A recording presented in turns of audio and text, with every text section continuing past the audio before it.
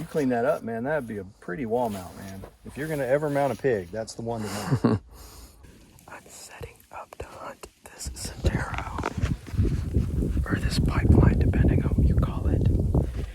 I literally poured out corn there with Sean about 15-20 minutes ago, and there's already a deer.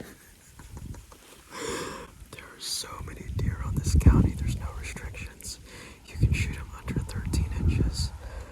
I already shot a small buck yesterday, and I'm told to shoot any doe that comes out tonight. That's the game, but the primary targets are hogs. And that deer finally went back in there. I'm not even done setting up. Look, I've got my 6.5 Creedmoor, my precision 6.5 Creedmoor with the Pulsar Thermion XG50 running the Hammer 139 grain shocker bullets.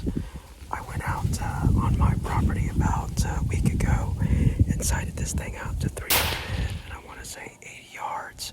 The distance that I've got here extends all the way. My shooting range will be about 300 yards on top of that hill, but I'm not going to go that far. I'm going to keep everything low because there's actually a road back there. But all the way at the top of the hill is 345 yards.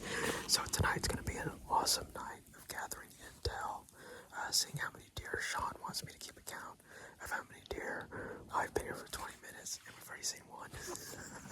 I hunted the same pipeline as I did yesterday, but because of the direction of the wind and my confidence in shooting my 6.5 Creedmoor, I positioned myself on the opposite side of the hill. I was in awe of the amount of deer that I saw yesterday. I would experience double, if not triple that number tonight.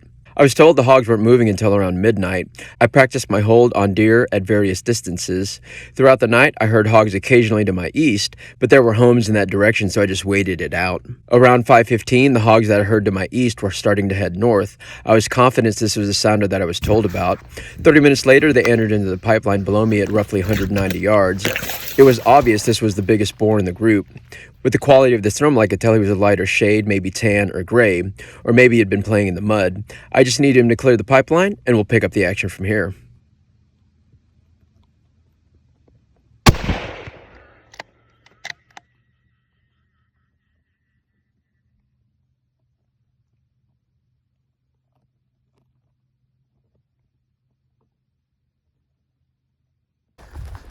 That's the biggest pig I've shot. That's a wall mount pig, man.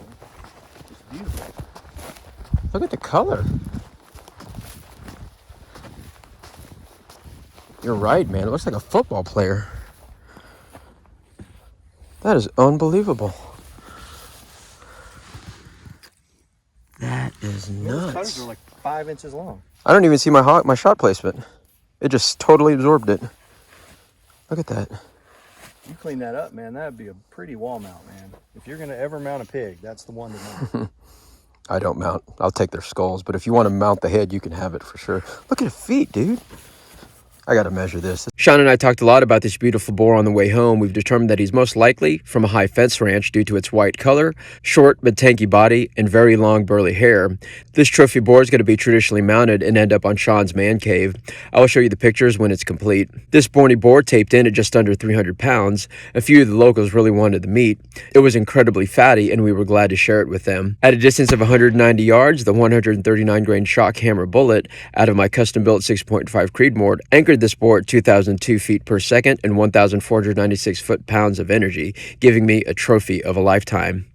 Sean and I are already talking about our next trip down to Boerne, Texas. Next week will be my last week with the Pulsar Thermion XG50 that I'm reviewing for Night Vision Outfitters. Boy, you're going to be surprised at the caliber that I mount this on. And yes, that will include a new bullet that I'm going to introduce to you guys from Hammer Bullet Company. So have a blessed Thanksgiving week and stay tuned for my next adventure.